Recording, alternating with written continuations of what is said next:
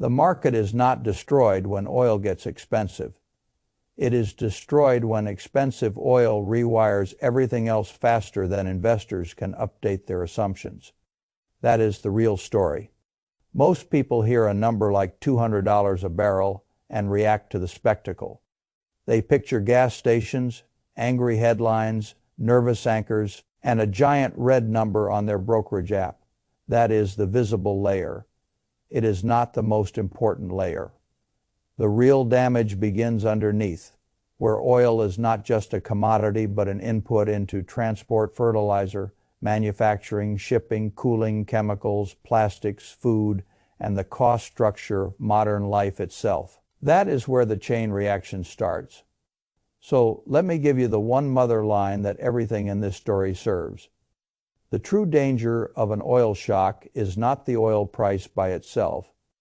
It is the way higher oil forces a repricing of inflation, rates, margins, and entire categories of assets all at once.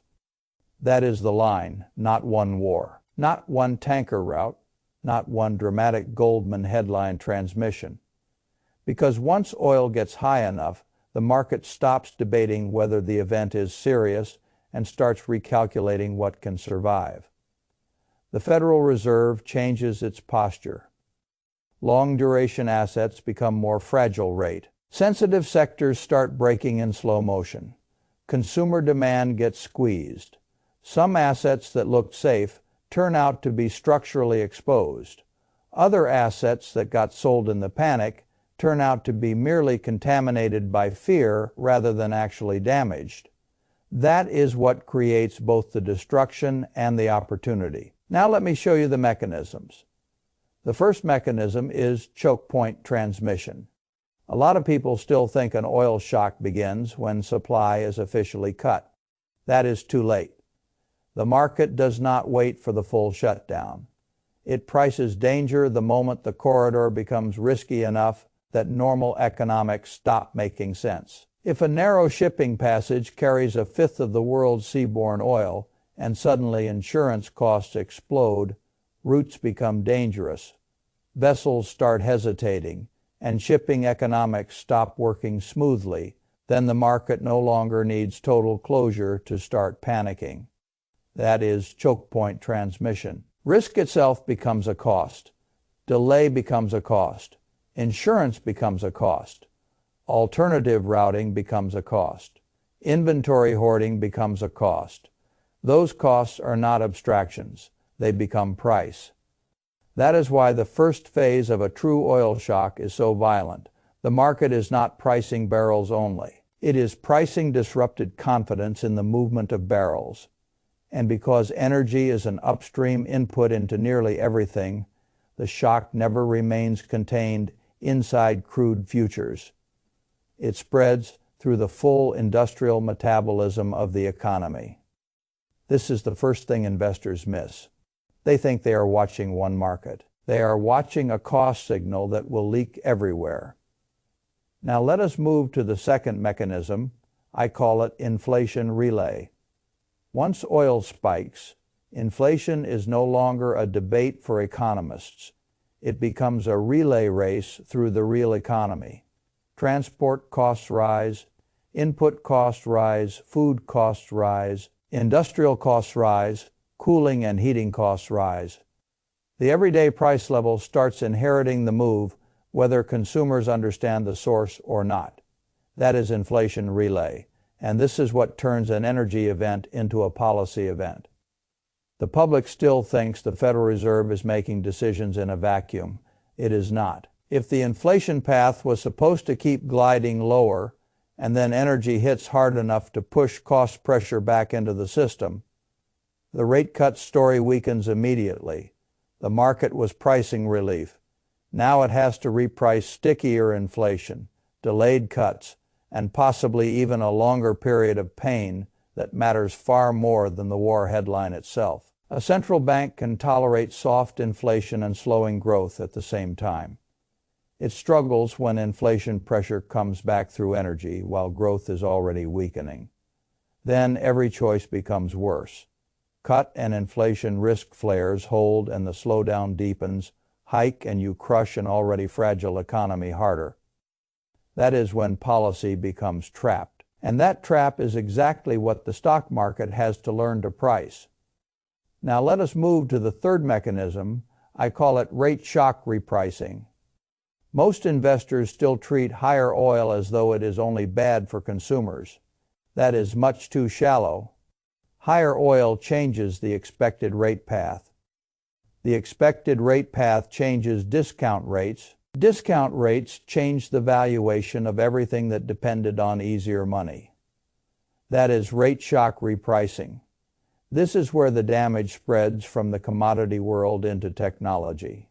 Real estate, private credit, utilities, long-duration growth stories, and every sector that looked comfortable only because capital was expected to get cheaper, not more stubbornly expensive. Once the market realizes the Fed cannot cut the way it hoped, borrowing costs stay high in expectation even before they move officially.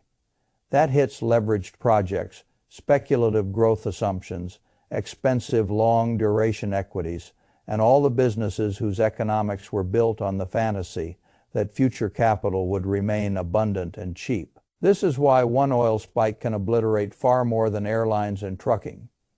It can rewrite the valuation regime, and when valuation regimes change, price damage looks irrational until you realize the market is not punishing this quarter's earnings only. It is punishing entire assumptions about the future cost of money. That is what makes this so dangerous. Now let us move to the fourth mechanism. I call it forced gold liquidation. This is the part most retail investors cannot make sense of because it appears to violate the textbook. War gets worse, oil spikes, fear rises, and gold falls. They say that cannot be right. It can. And it often happens for a very specific reason. Gold is not only a safe asset, it is also a liquid asset.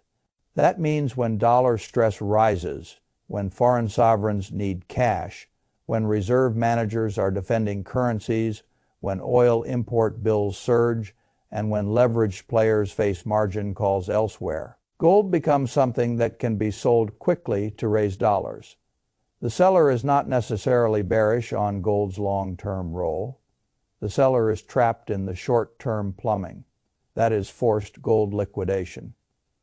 A central bank or sovereign wealth holder under pressure may dump bullion not because gold failed, but because dollars are immediately needed. A leveraged retail trader in a gold ETF may be forced out not because the thesis changed, but because the margin call arrived, paper gold gets sold. Physical holders hesitate, the price drops, more leverage gets hit, more liquidation follows. That is why gold can crash in the opening phase of a crisis even when the deeper monetary logic remains bullish. If you do not understand the plumbing, you will misread the signal. You will think gold broke. What actually broke was the funding structure of the people selling it. That is a very different conclusion. Now let us move to the fifth mechanism. I call it genuine damage versus panic damage. This is the most important distinction in the whole story. Not every falling asset is an opportunity. Not every falling asset is broken. Some things are genuinely damaged by higher oil, sticky inflation, and delayed rate cuts. Airlines are the obvious example. Thin margin businesses with high fuel dependence and fragile discretionary demand do not just suffer emotionally. Their economics actually deteriorate. Certain consumer names, rate-sensitive lenders, utilities that cannot easily reprice, and businesses built on cheap financing can also be structurally hurt. That is genuine damage. But then there is panic damage. Strong businesses with pricing power. Software or platform companies tied to durable spending trends. Infrastructure businesses that benefit from servicing energy systems. Healthcare names whose demand is not purely cyclical. Select industrials and operators who can pass costs through or even profit from volatility. These may get sold because the whole market is in flight. not because their economic engine was actually destroyed. They are in the same room as the panic, so they get hit with it. That is contamination, not true impairment. That is the difference investors have to learn to see. Because the crowd sells first by category and only later by precision. The serious investor tries to reverse that process. Now let us move to the sixth mechanism. I call it policy panic pivot. At first, the market fears inflation. Then, if oil stays high enough and enough collateral damage spreads, the market starts fearing recession more than inflation.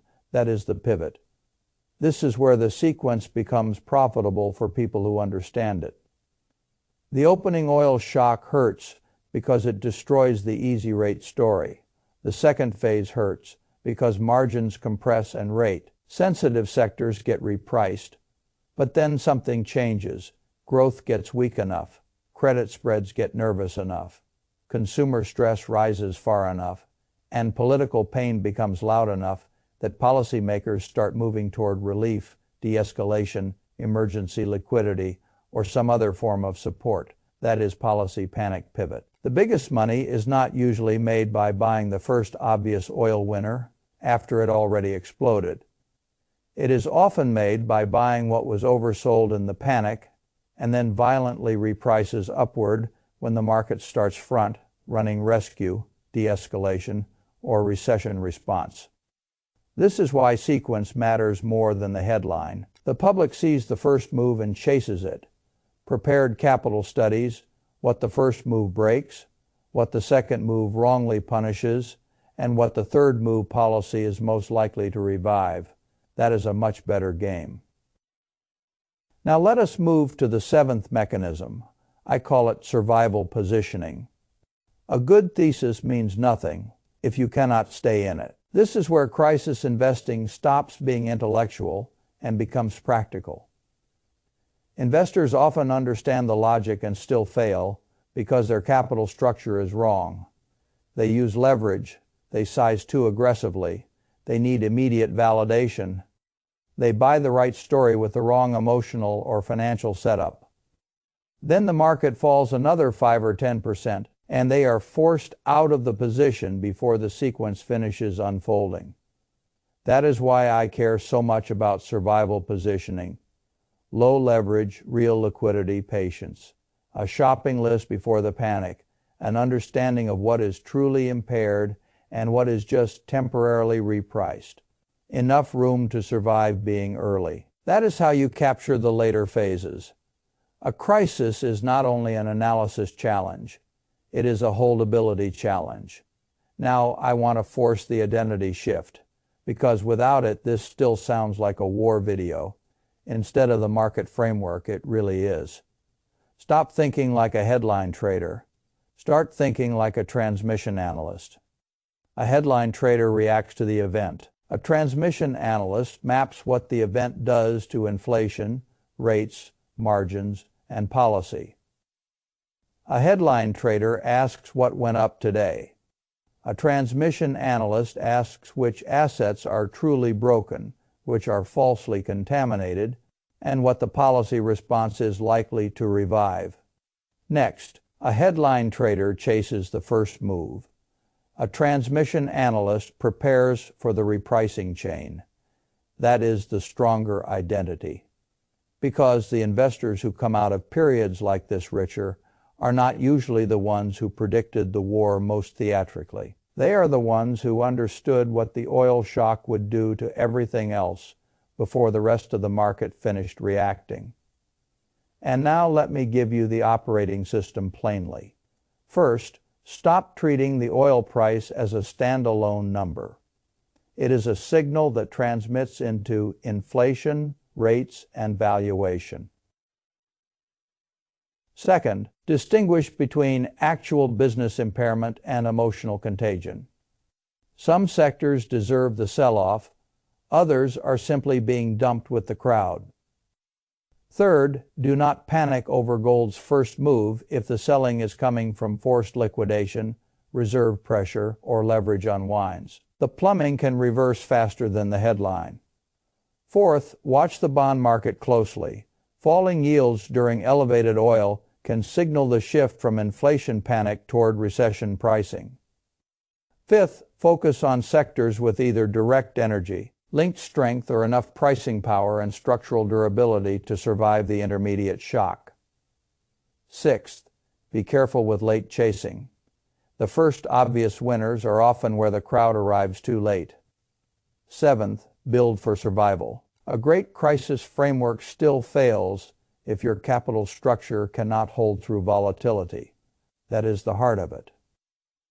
$200 oil is not just an energy story, it is a repricing story. And once that repricing begins, that is where fortunes are lost. That is also where they are built.